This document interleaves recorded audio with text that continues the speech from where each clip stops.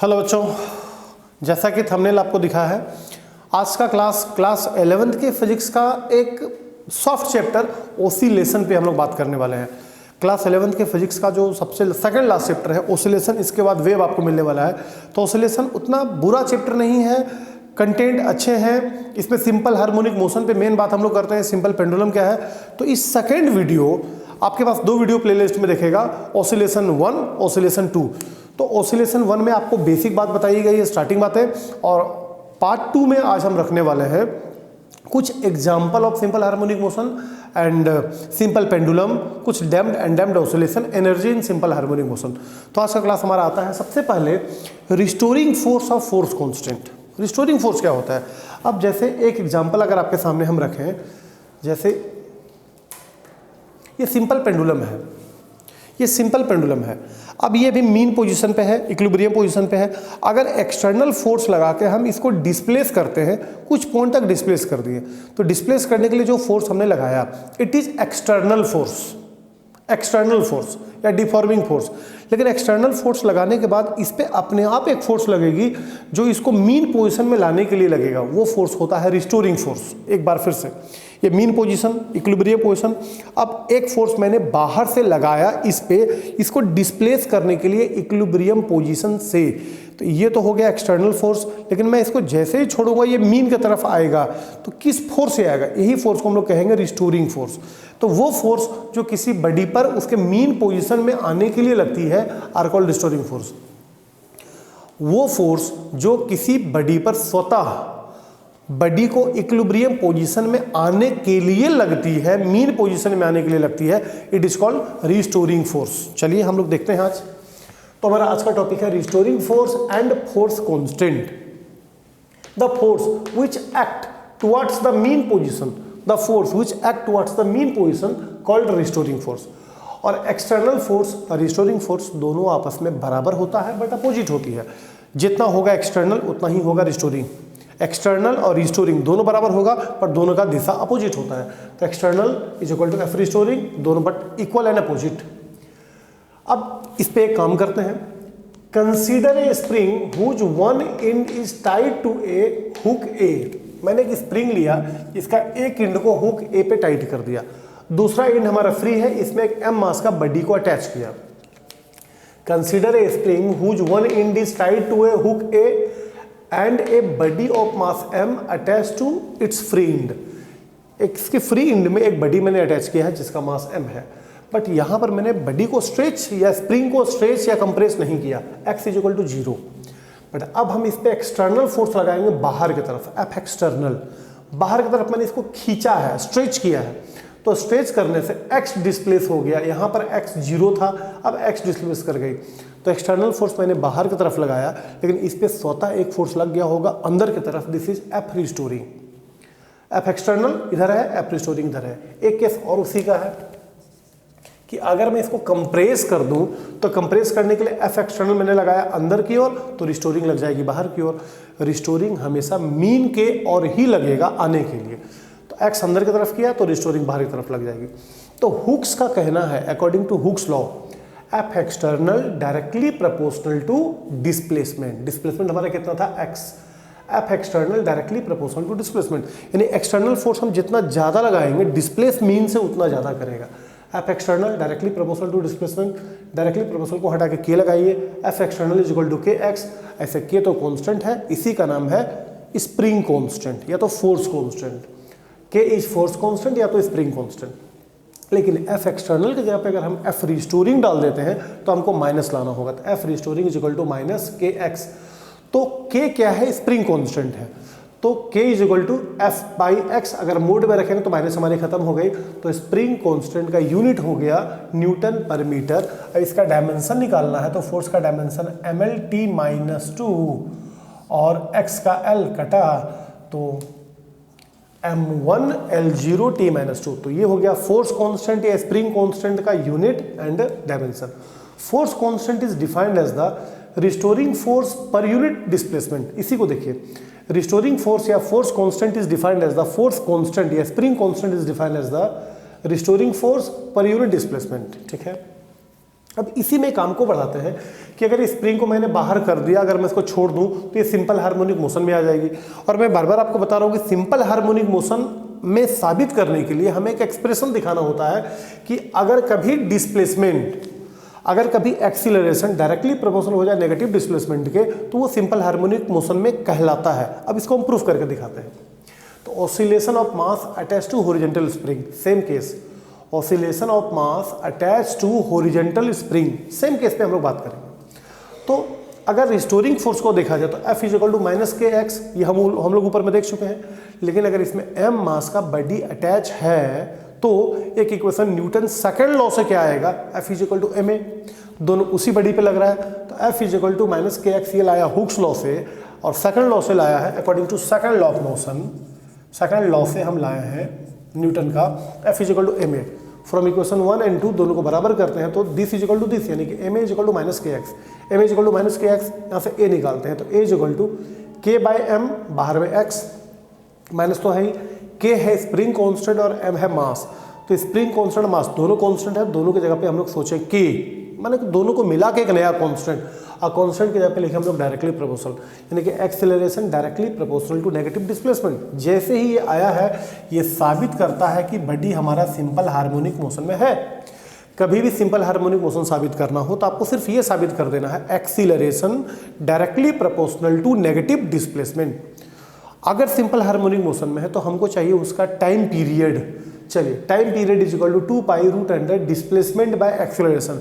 Oscillation के first part में मैंने आपको टाइम पीरियड दिया है, तो t is equal to 2 pi root under displacement by acceleration, t is equal to 2 pi root under displacement कितना है x, और मोड ऑफ एक्सेलरेशन लाने के लिए बगल में आ जाइए। तो मोड ऑफ एक्सेलरेशन अगर लाएंगे तो माइनस खत्म हो जाएगा, के एक्स बाई एम, तो के एक्स बाई एम, यहाँ से एक्स एक्स को अगर हम लोग काटेंगे तो t टाइम पीरियड निकल गया, t is equal to 2 pi root under m by k. ध्यान दीजिए, t is equal to 2 pi root under m by k, जहाँ m है मास और k है मेरा स्प्रिंग कांस्टेंट। अब यहीं से अगर फ्रीक्वेंसी निकालते हैं तो frequency is equal to 1 by T, frequency is equal to 1 by T.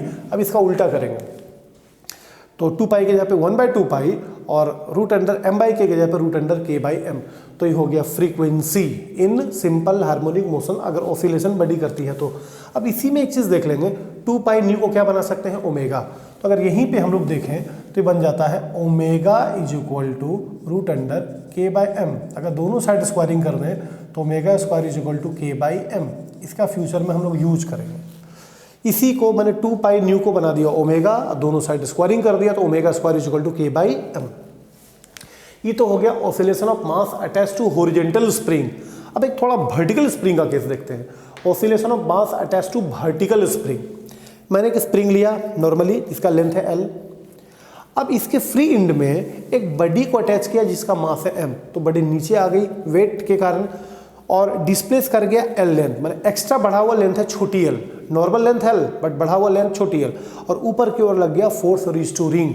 कुछ लैंग्वेज लिखा है, consider a spring of negligible mass and length L, capital L, when m mass attached to the body then to its free end then it's displaced छोटी l distance, then according to Hooke's law F is equal to minus k L। Hooke's law के मुताबिक हम लोग लिखते हैं F is equal to minus के x, but यहाँ displacement हमारा L हुआ तो F is equal to minus k L। और सेकंड लॉ ऑफ मोशन से हम यहाँ पे लिख सकते हैं F is equal to mg, जो वेट नीचे लगा है। तो फ्रॉम इक्वेशन 1 एंड 2 दोनों को बराबर करते हैं तो mg is equal to minus k L, mg is equal to minus k L, but g को हम लोग रिप्लेस कर देते हैं a में, क्योंकि g भी एक्सेलरेशन है और a भी एक्सेलरेशन है। ये एक्सेलरेशन ड्यू टू ग्रेविटी, ये नॉर्मल एक्सेलरेशन। तो m is equal to minus k L, तो a इज इक्वल टू फिर से वही मिला minus k m by L, k constant m constant, दोनों को जगह पे हम लोग डायरेक्टली प्रोपोर्शनल यूज किए, a directly proportional minus L। ये साबित किया कि ये भी सिंपल हार्मोनिक मोशन में हो जाएगा। अगर सिंपल हार्मोनिक मोशन आ गई तो फिर इसका डिस्प्लेसमेंट हम लोग देखते हैं या टाइम पीरियड देखते हैं। Time period is equal to 2 pi root under displacement by acceleration, तो t is equal to 2 pi root under displacement कितना था L, और मोड ऑफ एक्सेलरेशन हम लोग क्या लाएंगे minus k L by m, but minus लाएंगे नहीं क्योंकि हम लोग मैग्नीट्यूड में ला रहे हैं, तो के L बाई एम, यहाँ से LL कटेगा तो t is equal to 2 pi root under m by k, फिर से वही है frequency is equal to 1 by 2 pi root under k by m। अब यहाँ से भी अगर हम लोग देखें तो omega square is equal to k by m आ जाती है। तो ये था oscillation of mass attach to horizontal spring, oscillation of mass attach to vertical spring. अब हम लोग देखते हैं सिंपल पेंडुलम। सिंपल पेंडुलम क्या है? सबसे पहले जो सिंपल पेंडुलम हम लोग देखते हैं, ये सिंपल पेंडुलम है, बट सिंपल पेंडुलम में धागे का मास नेग्लिजिबल होना चाहिए और धागा इनएक्सटेंसिबल होना चाहिए, मतलब इसमें कोई तनाव नहीं होना चाहिए। आप सिंपल पेंडुलम का एक बार स्टेटमेंट देखिए, ए simple pendulum is a point mass suspended bye weightless and inextensible string. Inextensible मतलब तनाव उसमें ना हो, वेटलेस हो, बाय ए रिजिड सपोर्ट, मतलब इसको रिजिड सपोर्ट से हमको सस्पेंड करना होगा। It is simple pendulum. अब एक पिक्चर हम आपको दिखाएंगे, बट उसके पहले let a simple pendulum in which bob of mass छोटी m, bob, this is the bob, ये जो पत्थर है हमारा, बॉब का मास छोटी m and length of string is l, धागे की लंबाई हमने माना है l, is at equilibrium point at O, tension of string is T। अगर हम इसको नॉर्मल रखें इक्विलिब्रियम पोजीशन में तो वेट तो लग रहा है नीचे, टेंशन लग रहा है ऊपर, ठीक है। अब इसका वर्क में हम लोग चलते हैं, तो ये रिजिड सपोर्ट सिंपल पेंडुलम को लटकाया है, नॉर्मल पोजीशन पे है, इक्विलिब्रियम पोजीशन पे है, वेट लग रहा है नीचे, टेंशन लग रहा है ऊपर, ठीक है। अब इस बॉब को मैंने x दूरी डिस्प्लेस करके E1 तक पहुंचा दिया, लेकिन जब बॉडी इक्विलिब्रियम में था तो सिर्फ यहाँ पर दो फोर्स लग रहा था, वेट एंड टेंशन, वेट नीचे टेंशन ऊपर।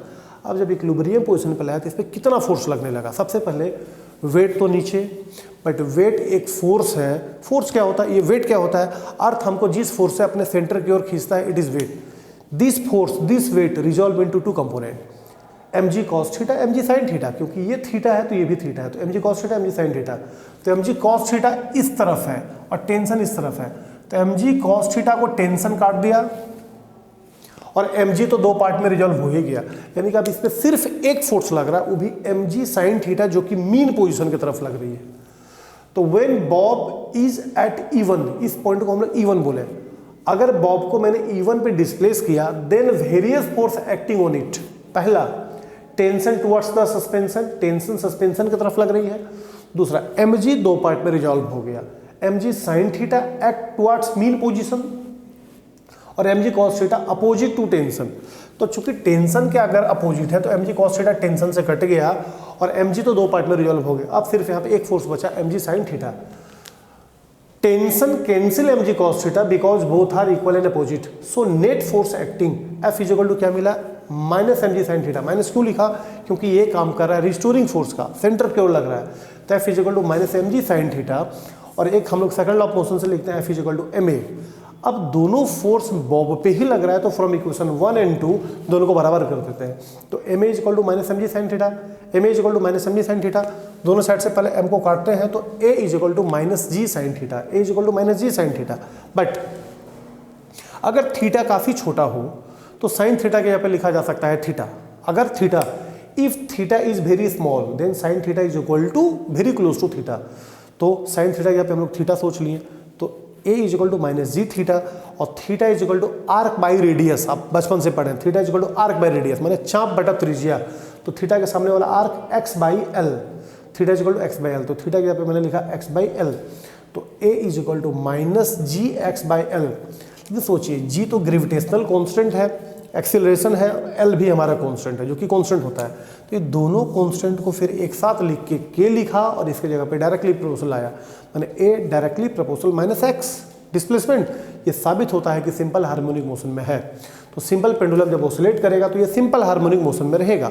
अब सिंपल हार्मोनिक मोशन में है तो इसका हमको टाइम पीरियड चाहिए, तो time period is equal to 2 pi root under displacement by acceleration, t is equal to 2 pi root under displacement कितना है x, और मोड ऑफ एक्सेलरेशन क्या लाएंगे? Minus g x by l, तो माइनस तो खत्म होगा क्योंकि मोड में ला रहे हैं, g x by l, x x कटा, t is equal to 2 pi root under l by g. इसको याद कर लीजिए क्योंकि सिंपल हार्मोनिक मोशन का one of the most important formula, time period of simple pendulum, t is equal to 2 pi root under l by g, जहाँ l हो गई धागे की लंबाई और g होगा ग्रेविटेशनल एक्सेलरेशन। अब टाइम को अगर मैं गौर से देखूँ तो ये पता चल रहा है टाइम पीरियड सिर्फ डिपेंड कर रहा है धागे की लंबाई पर और जी पर। धागे की लंबाई बढ़ेगी टी बढ़ेगा और जी बढ़ेगा तो टी घटेगा, जी जीरो होगा तो ये भी जीरो हो जाएगा।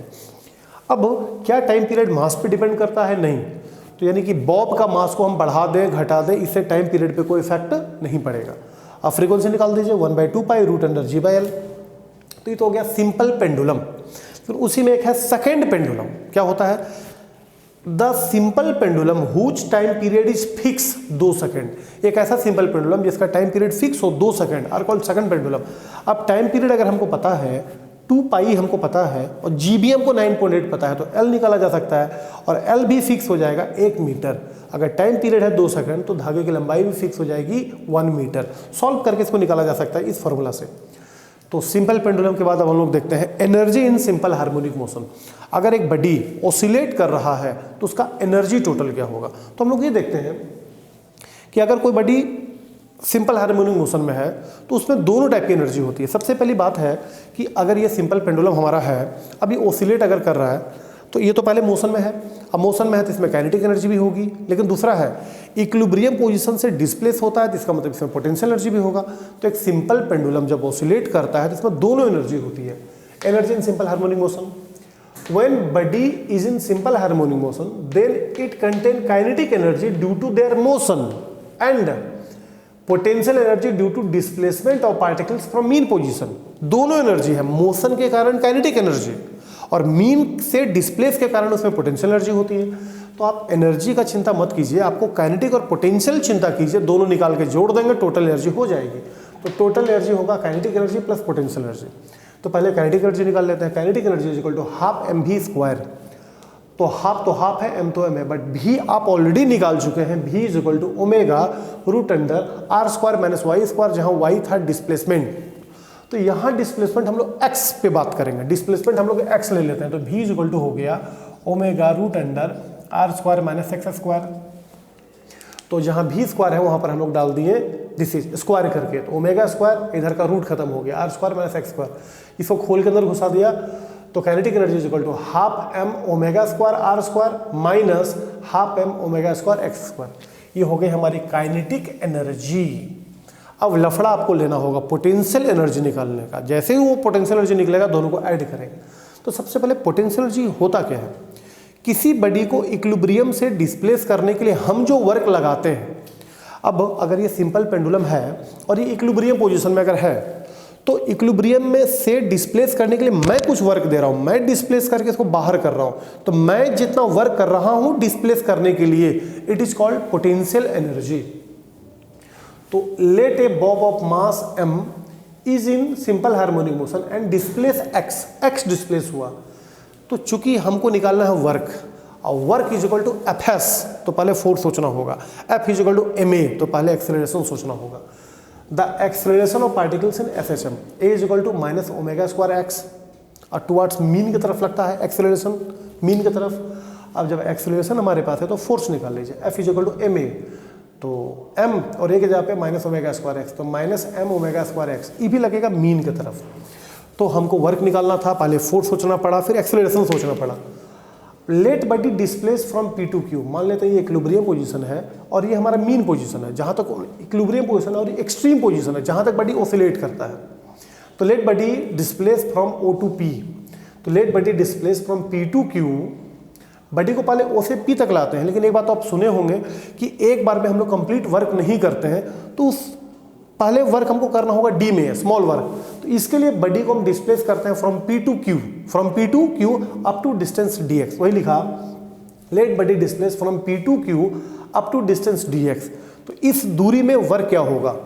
तो dw is equal to f dot dx, dot को हटा के cos थीटा। बट यहाँ सोचिए, फोर्स लगा था अंदर की तरफ, जो मीन पोजीशन की तरफ था, और डिस्प्लेस कर रहे हैं बाहर की तरफ। तो फोर्स अगर है अंदर और डिस्प्लेस है बाहर, तो यहाँ पर एंगल हो जाएगा 180 और cos 180 का वैल्यू -1। तो यहाँ पर cos थीटा की जगह पे cos 180 पुट करेंगे जो कि -1 होगी। तो dw इज इक्वल टू निकल गया -f dx। और फिर नीचे लाते हैं तो dw is equal to f को ऊपर से ले आते हैं। f क्या आ रहा है? -m omega square x। तो -m ओमेगा स्क्वायर x आ रहा है, और यहाँ ऑलरेडी माइनस है, माइनस माइनस हो गया plus m omega square x dx। ये तो निकला dw, ये तो है सिर्फ फ्रॉम P to Q, लेकिन हम उसको डिस्प्लेस कहाँ से कर रहे थे? O से लेके P तक। तो ये करने के लिए हमको दोनों साइड इंटीग्रेट करना होगा। Integrating both side from O to x, from O to x। तो dw का इंटीग्रेशन किए, w मिला, इंटीग्रेशन तो करेंगे, कॉन्स्टेंट को बाहर निकालते हैं, एम ओमेगा स्क्वायर बाहर निकल गई। अब फंसा x D x, x D x का इंटीग्रेशन आपको मालूम है x2/2 इंटीग्रेशन तो कर दिया, लिमिट लगाना बाकी है, तो लिमिट लगाने के लिए हाफ को बाहर निकालते हैं और x के जगह पे x² - 0 का स्क्वायर, x² - 0 का स्क्वायर। आज जब इसको थोड़ा सॉल्व करेंगे तो W = ½ m omega square x² minus 0 हो जाएगी। तो ये निकला वर्क डन और यही है पोटेंशियल एनर्जी। बधाई हो, बड़ा मुश्किल से पोटेंशियल एनर्जी तो आपके पास आ गया। थोड़ा बैक जाइए, इसको रिपीट करके, ये बात समझ में आ जाएगी, क्योंकि मैं वर्क निकाला हूँ। वर्क निकालने के लिए पहले स्मॉल वर्क किया, dw पे काम किया, फिर उसको इंटीग्रेट करके w में रेफर कर दिया, और इंटीग्रेशन यूज हो रहा है x dx, जिसका फॉर्मूला होता है x2/2। तो जब पोटेंशियल एनर्जी मेरे पास है, काइनेटिक एनर्जी मेरे पास है, तो दोनों को जोड़ देते हैं। तो टोटल एनर्जी के E + P, काइनेटिक एनर्जी क्या था ऊपर में, ½ m omega square r² minus ½ m omega square x² और प्लस पोटेंशियल एनर्जी है ½ m ओमेगा स्क्वायर x²। दोनों को काटा, क्या बचा, ½ m omega square r²। It is total energy. अब इसी ओमेगा को कभी कभी आप खोल दीजिए, 2π न्यू, तो स्क्वायर करेंगे तो 4π² न्यू स्क्वायर। तो फाइनल एनर्जी का फॉर्मूला ये भी है, ये भी है, ये भी है, सिर्फ यहाँ 4 को 2 से काटे हैं तो 2 आ गई है। लेकिन ये तो हो गया energy in term of angular frequency. But एक चीज़ आप बार बार आपको हम पीछे निकाल के दिखा रहे हैं, ω² = k/m। बार बार आप देखें, 2 बार मैंने आपको दिखाया है, ω² = k/m। तो ω² m = क्या हो जाएगी, ω² m = हो जाएगी हमारी k। ये चीज़ को यहाँ भी दिखाए थे, ω² m के जगह पे हो जाएगा हमारा k। तो जहाँ ω² m है, यहाँ पर हम लोग पुट करेंगे k, तो ½ kr², E = ½ kr²। It is energy in term of force constant. It is normal energy, energy in term of angular frequency, but it is energy in term of force constant. ये तो main topic हमारी खत्म हो गई, लेकिन कुछ definition term अब हमारे पास है। जैसे डैम्प्ड ऑसिलेशन क्या होता है। डैम्प्ड ऑसिलेशन का मतलब है, अगर किसी बॉडी को हम ऑसिलेट करें और धीरे धीरे अगर इसका एम्पलीट्यूड टाइम के साथ घट रही है, घटते घटते करके ये खत्म हो जाए, तो इस टाइप के ऑसिलेशन को बोलेंगे डैम्प्ड। तो whose amplitude decreases with time, जिसका एम्पलीट्यूड देखिए समय के साथ धीरे धीरे डिक्रीज कर रहा है और लास्ट में इक्विलिब्रियम पे आ गया, it is a damped oscillation. एक होता है अनडैम्प्ड, मतलब जो लगातार ऑसिलेट करता रहा, उसका फ्रीक्वेंसी नहीं घटे, उसका एम्पलीट्यूड नहीं घटेगा। जैसे आपके घड़ी में जो सिंपल पेंडुलम लगा है, उसका एम्पलीट्यूड टाइम के साथ कभी नहीं घटता है, तो हो गया अनडैम्प्ड। एक होता है फोर्स ऑसिलेशन, मतलब एक ऐसा ऑसिलेशन जिसको कंटिन्यू अगर फोर्स लगा रहे हैं तो ऑसिलेट कर रहा है। If on being disturb from mean position it oscillate itself without outside interference, ये हो गया फ्री ऑसिलेशन। एक होता है फोर्स ऑसिलेशन, जिसमें आपको बार बार फोर्स देना होगा, मतलब इक्विलिब्रियम पोजीशन से डिस्टर्ब करने के बाद वो ऑसिलेट फ्रीली करे विदाउट एक्सटर्नल हेल्प से, वो हो गया फ्री। बट फोर्स ऑसिलेशन जिसको आपको देना पड़ेगा, बार बार फोर्स देना पड़ेगा, लेकिन इसका एक लैंग्वेज है, when it force to oscillate with the frequency other than the natural frequency, मतलब जो ऑसिलेशन का फ्रीक्वेंसी होगा वो नेचुरल फ्रीक्वेंसी से अगर अलग है तो हो गया फोर्स ऑसिलेशन। अब इस पूरे ऑसिलेशन में यूज होने वाला कुछ फार्मूला आपको हम दिखा रहे हैं लास्ट में, जबकि शुरू से दोनों वीडियो अगर देखेगा तो टोटल फार्मूला आपको कहीं ना कहीं मिलेगा, लेकिन छोटा सा समय बचा, जगह बचा, तो मैंने इस कलेक्शन कर दिया। सबसे पहले displacement of A particles in FHM, y = r sin ωt, omega की जगह पे 2π/t भी कर सकते हैं। v = r ओमेगा आपके मुंह में होगा, लीनियर वेलोसिटी एंगुलर वेलोसिटी में रिलेशन, ω² = k/m बार बार देखा, v = ωr² - y² या x², ये वेलोसिटी हो गई। Mod of acceleration is equal to ω²x, इसी को हम लोग देखते रहते हैं, a equal directly proportional -x, यहीं पर हमारा ये चीज़ था। t is equal to 2π√n displacement by acceleration, frequency is equal to 1/t, k is equal to f/x, जहाँ k हो गया मेरा force constant, t is equal to 2π√m/k, frequency is equal to 1/2π√k/m, time period of simple pendulum t is equal to 2π√L/g। ये potential energy जो अभी पीछे निकाले हैं, ये काइनेटिक एनर्जी जो अभी पीछे निकाले हैं, ये हो गया टोटल एनर्जी। तो ये सेकंड पार्ट ऑफ ऑसिलेशन, इसमें आया है restoring force, force constant, simple pendulum, energy in simple pendulum, कुछ डिफिनेशन। तो ऑसिलेशन का दोनों पार्ट 1 पार्ट 2 दोनों देखकर नोट्स कंप्लीट कीजिए, और रिवीजन के टाइम में 1 से 2 बार देख के आप इसको क्लियर कर सकते हैं। फिर मिलते हैं नेक्स्ट वीडियो में। Thank you.